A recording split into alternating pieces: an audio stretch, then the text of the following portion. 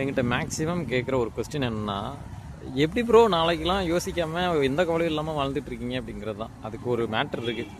எனக்கு டிஃப்ரென்ஸ் தெரியுது. என்னென்னா, நாளைக்கு பற்றி யோசிக்கணுமா இல்லை கவலைப்படணுமா? யோசிக்கிறதுங்கிறது சொல்யூஷன், ஆனால் கவலைப்படுறதுங்கிறது ப்ராப்ளம்.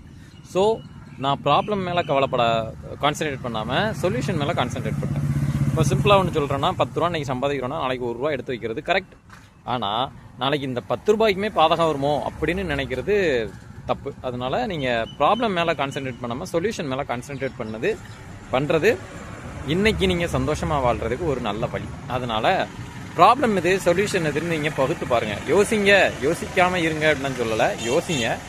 பட்டு கவலைப்படணும்னு எந்த விதமான அவசியம் இல்லை. நாளைக்கு நடக்க போகிறது நடக்கிறது தான். அதனால் அதை நீங்கள் ஒன்றும் செஞ்சுட்டு இருக்க முடியாது. பட் இன்றைக்கி நீங்கள் வாழ்ந்தாகணும் இல்லையா? அதனால் நீங்கள் நாளைக்கு பற்றின கவலைகள் வேண்டாம். So focus on your solutions, not problems. Okay, got it.